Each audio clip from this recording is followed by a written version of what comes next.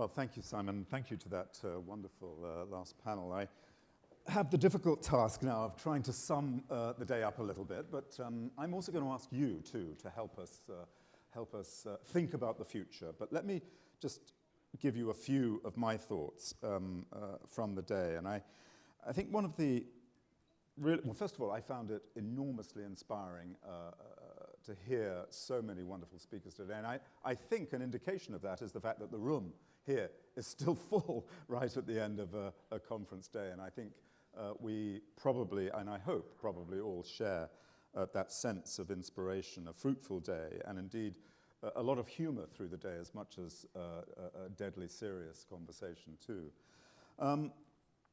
I think it's in the good news, bad news, kind of mixed picture of LGBT rights and inclusion in the region and in companies in Asia. I think I get the strong sense, and it's been mentioned by a number of the speakers, that we are making quite a lot of progress, and indeed that the movement, as somebody said earlier, is generally the direction of movement is generally forward. And I think it's important for us to all remember that I think really is the case. And part of what we've been discussing today around millennials, around Gen Z or Z, has been about the impact of some of that. But that has already been beginning to happen prior to some of the changes and the social changes, indeed interactions that we're having as a result of Gen Z and Gen X's impact on LGBT rights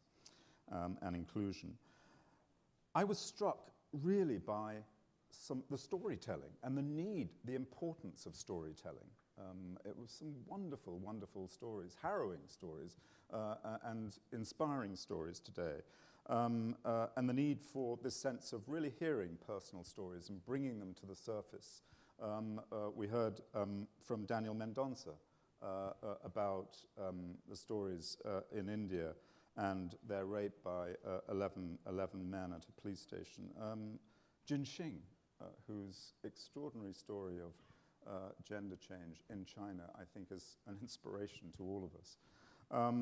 Stephen Chan in the last session, and indeed Luo Xufeng, I thought both of them talked about the possibility of change in the older generation. And I thought we've talked a lot about the younger generation here, but the older generation has, I believe, and both of those two people told us quite clearly, has the possibility for that change too. And I thought those were all deeply inspiring stories for us to take away. And I think the importance of storytelling is something that the LGBT community, and indeed those that are allies and friends, whichever terminology we choose, are really important for us to take away and begin to socialize in our own companies, in our own contexts and organizations. The country spotlight today, I thought, was really interesting for us. We haven't done too much of the country spotlights before. India, China, indirectly discussions around Malaysia and Taiwan, I think revealed a fascinating sense of where progress has been made, but also where much still is left to be done. The legalization of same-sex marriage in Taiwan, the striking down of Section 377 in India, which has come up many times, are in and of themselves, of course, not destinations. They are just waypoints along a path of progress. And I think we must remember that this narrative, and rather, I think the narrative that came out of that to me, too, was one of the decolonization, in a sense, of the mind that I think is happening in a number of different places, and the reconnection to some more inclusive history and heritage that many countries in the region have, and a remembrance, in a sense, or a reconnection with that heritage. On the corporate side, we heard a lot of really good practical sort of step-by-step measures to take where often the situation remains complex and difficult. Of course, there's the dichotomy, not dichotomy, but there's the sort of the differences that are there between multinational companies and local companies. And I think where companies find it difficult to be visible and out about their support of or their LGBT credentials, I think that these practical measures, these step-by-step measures, changing sort of addressing infrastructure needs in companies, clear D&I policies, health and life insurance for partners, non-gender specific policies that help engage staff and build talent and build a pipeline for talent, and of course combating cost cutting, which is going on in a number of areas in D&I spaces. All of those things, those practical measures, putting them in place, seem to be enormously important as a way of moving forward where challenges are still felt. So, where next? And I wanted really, since I've got a captive audience in this room, to see if some of you can help us think a little bit about where next. We are passionate about this at The Economist. This is deeply important to us. We want to continue this. We want to think about where we can make the most impact in this space and help accelerate the conversation and the dialogue. I'd really love to hear from you. We'd love to hear from you about where you think we should be taking this next and how, and the kind of issues you think we should be exploring. Are we on the right track? I think the fact that you're still here today suggests perhaps we at least are keeping you engaged to some degree, but where would you like to see us going? Let me just throw that straight out to the audience. We only have a few minutes, but down there, thank you.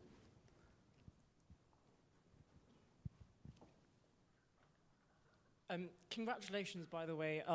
This year's conference was another fantastic event. I think you really, and one thing we've seen consistently is that you guys really do enact feedback. Last year we raised the point that we needed to create alternative sort of fees for non-profits for students, and this year you guys did that, so congratulations. And I think we've seen much more representation this year. Just three things I noted, I think, and I sort of dissent on these points with sort of, I think the editorial team as well as some of the panelists. I personally feel like there, and professionally as well, feel like there is a glass ceiling to which corporates can act as advocates, and I think that something we can evaluate moving forward is how they can do both their jobs as businesses as well as, fulfill their obligations to their employees, customers, as well as, human rights imperatives in particularly oppressive frameworks. The second thing I noticed, and I think this is where we dissent, is that there is a massive disparity between senior management and Generation Z, and I think the panel may not have fully admitted this, but I think based on the data we gather at my work, which specifically analyzes and studies the way Gen Z politically engage, I think senior management does not reflect Gen Z's position or its demands, both as employees as well as potential customers. Moving forward, one thing I've said, and one thing I will say again, is it would be really, really great if next year's session could really examine LGBT inclusion and diversity from an intersectional angle and really look at it, across race, gender, socioeconomic backgrounds. I really can't stress socioeconomic backgrounds, as well as other factors that I may not have included, because I really do believe that true equality and true inclusion cannot be achieved if we're not all in this together. But again, I'll end on congratulations, Charles, and everyone else involved. Fantastic job. Thank you very much, and thank you very much for those comments and that feedback. I think really, really helpful. Thank you. Again, thank you very much for a great day. Just very, very quickly, I think we had a lot of conversation, a lot of talk today about businesses and helping to bridge the conversations between NGOs and government. There's nobody from the government in this room. I mean, not out. Are we inviting them? Are they just declining? And if you are inviting, please keep going. We need to have conversations, just not always preaching to the converted, but we need to bridge, these bridges. So please continue inviting them, and then one day maybe Believe me, we are inviting them, and as you can see, we're not having a great deal of success, and perhaps not so surprising given what the government recently said about the Cathay Pacific ad, particularly the Equal Opportunities Commission, not Indeed. alone, or at least the minister. But anyway, I thank just you. had to We will say continue to try. Thanks. Down on this side. Thank you. I apologize for speaking again, and it's the last time. So, anyway, I think that I want to thank the first person from the floor who spoke just now and acknowledge that that is a very big issue on intersectionality. And you know, I think there's a big disparity in this region when it comes to our different structures and political economy, and there's not enough conversations about how the political economy that some of us are thriving in are actually also perpetuating some of the problems in some of our countries. We have to admit that in a lot of our countries, in Southeast Asia, for example, the governments have suppressed labor rights, workers' rights, in order for MNCs to come in to profit off low wages. And there are also, you know, at the same time, I find therefore it is quite vulgar when companies come in to try to promote LGBT inclusion and non-discriminatory policies as if to only create a space for a better class of LGBT people who already are better educated, have access to these connections anyway. So who are they really protecting? And I want to acknowledge that in Vietnam today, a student activist has been jailed for writing on his Facebook that he wants a multi-party government. In Loi Khao, the capital of Kaya state in Myanmar, student activists are being arrested for fighting for their right to self-representation. So we have a lot of young people across this region who are taking serious risks to their safety and security, advocating for changes, and they are advocating against government policies which are often designed to suppress their rights and to give more rights to corporations. So how can corporations in this region create an environment that makes it safe for people to advocate for all kinds of issues? Because I think in a lot of our countries, LGBT rights and democratic rights are tied together. We have, a lot of us, even speaking about LGBT rights, is a threat to our security. I think the issue in Brunei as well, a lot of us are missing the bigger picture when we think of it as an anti-LGBT law. It's actually a law designed to silence dissent against the authority of the Sultan. And so I think instead of just looking at a business case to LGBT inclusion, we need to look at a business case for democracy. Well, I would strongly agree with that, and I think, I mean, I suppose I throw out a quick question in relation to that thought, and that is, you know, do we focus too much on the business case, and should we be looking at some of the broader socioeconomic and underpinning aspects of the lack of progress in some ways towards LGBT rights and inclusion? So that's a question I throw out. It's something that we have debated and discussed internally. And one of the factors that sort of drove us into this was a broader sense of the challenges of the rights, the discrimination faced by the LGBT community. But obviously there are practical issues in putting on an event, and sometimes with sponsors and others, it means that we have to focus around things like the business case. And I think that it's important to ask ourselves the question, should we be stepping out from that and thinking about the broader issues? They come up across the course of the conference, but should we be focusing a bit more on them? Sorry, there was a question down here.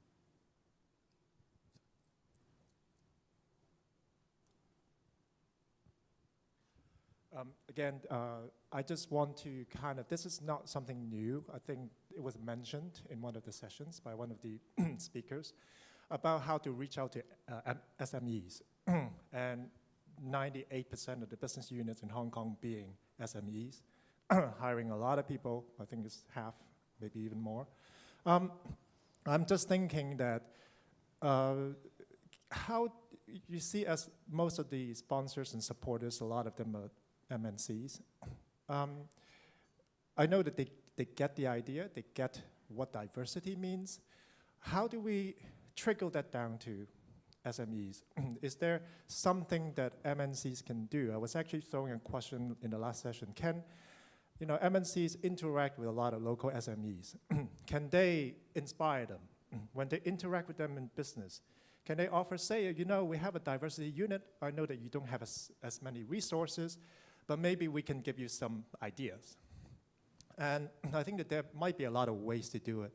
I mean, even there is a government unit that I think is a window dressing effort, but they claim that they are reaching out to SMEs, and they're saying that it's called the Gender Identity and Sexual Orientation Unit. They claim that they have reached out to SMEs, and they say that SMEs are on board. Well, not all of them. A lot of them are on board with the basic ideas that they should have diversity and acceptance for LGBT plus employees. So it just seems like that there's so many scattered conversations happening about this.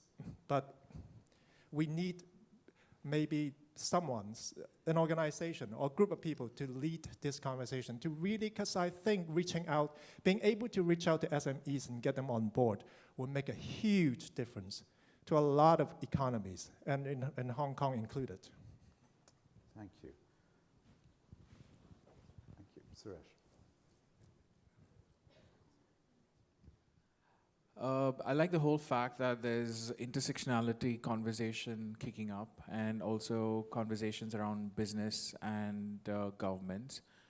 Can we even start looking at educational institutions to really get this conversation going? Because I think this is an amazing platform for them to know what is expected, and what is it that the kids who are coming out of college are going to really look at. I think everybody from the community have gone through some sort of trauma during their initial days.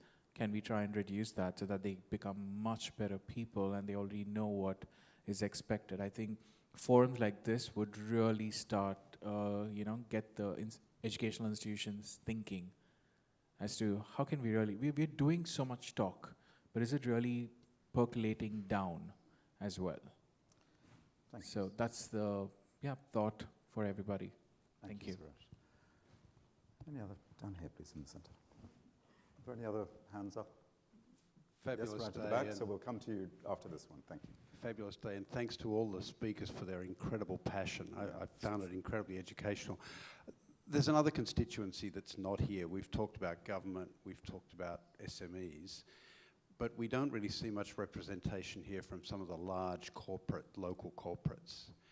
And, I think these organizations are really key to moving change forward. It would be great if we could find some way to engage them. Actually, some of us will know that some of these organizations are actually starting to appoint diversity heads. They're starting to engage and think and explore.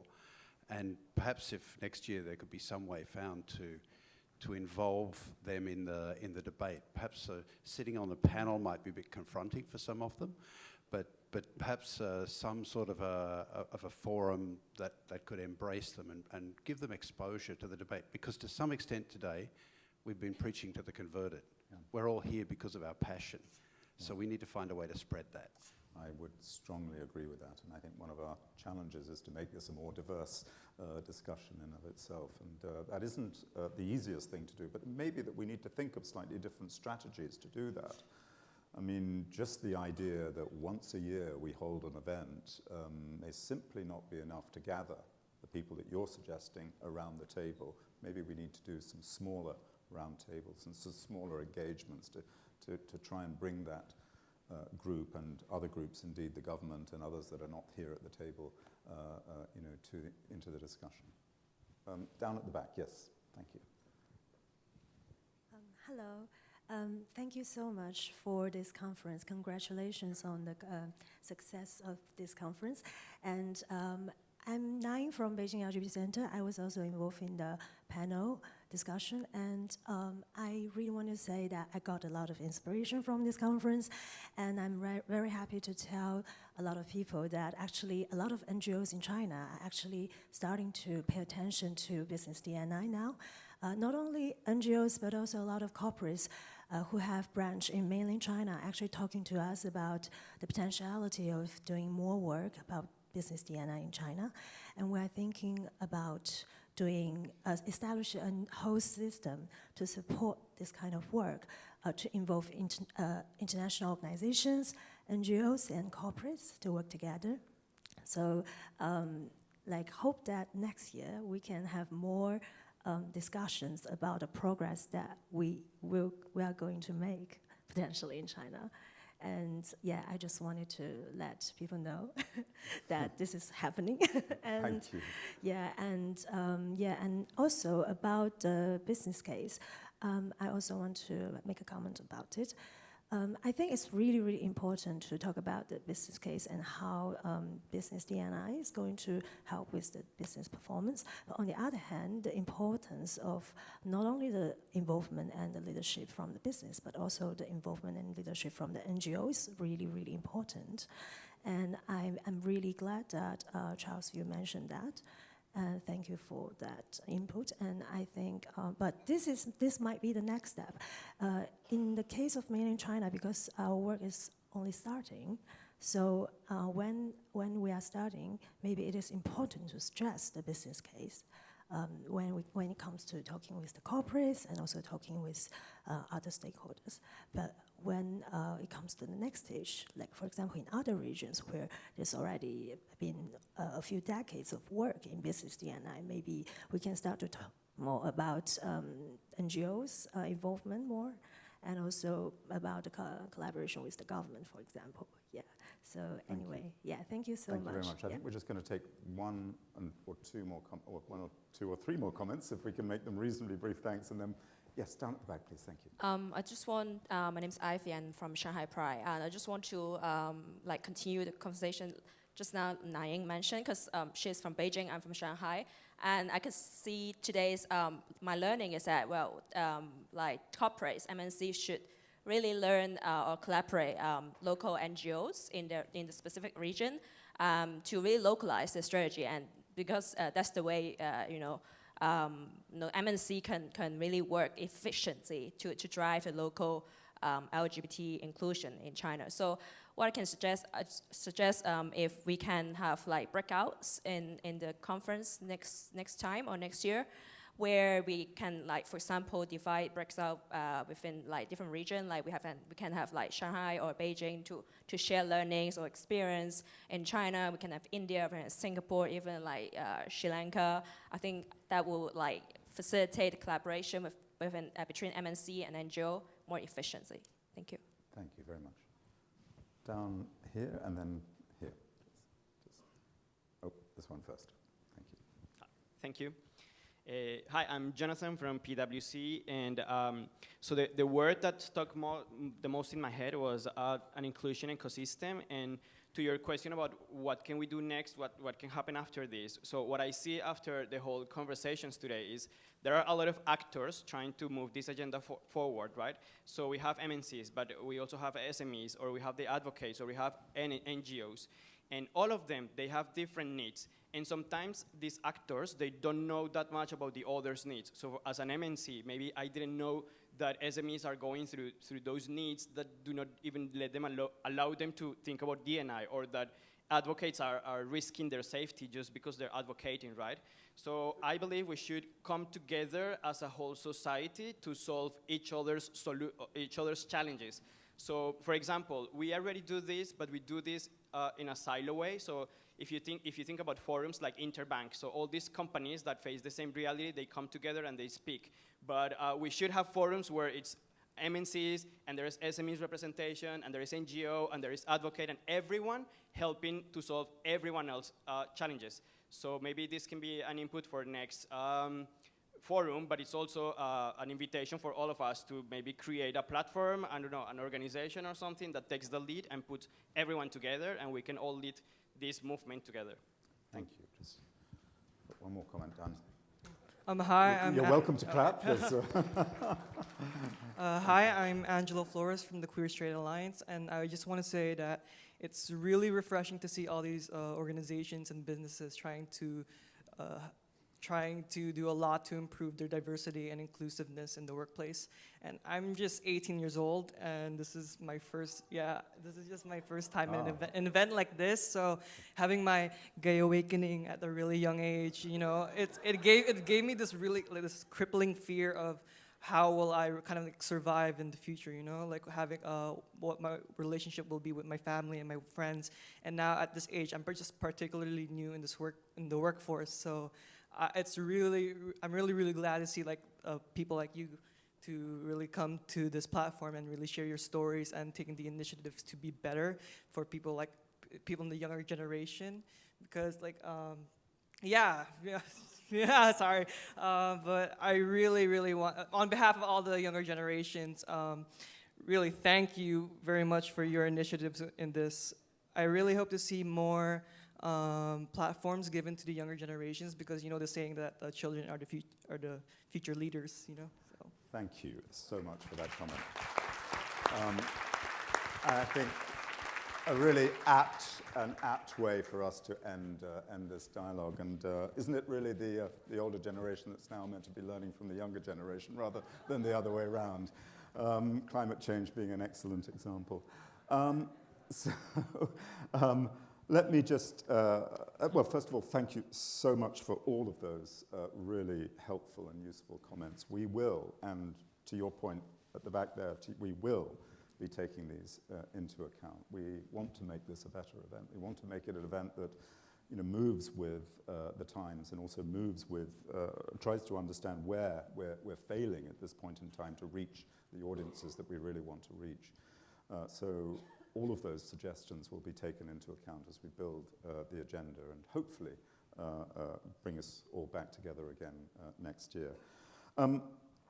That leaves me just to give a few thank yous. Thank you so much to our sponsors. Yes, at some level we're guided by our sponsors, but we do still believe that the business case is at the vanguard, businesses are at the vanguard in some ways of driving a progressive conversation around LGBT, although from what we've just heard now, we need to be a little bit more expansive in our views. So let me thank all of our sponsors, our allies, American Airlines and WeWork, where there were bits and pieces going on today at the WeWork offices, live streaming of this event into the WeWork offices. Our supporters, Morgan Stanley, Nomura, down here, thank you very much. Host sponsors, Barclays, Citi, Gilead, Goldman Sachs, Heidrick & Struggles and Manulife, and of course, the UNDP. Thank you to all our wonderful speakers. Please do give them a hand right now.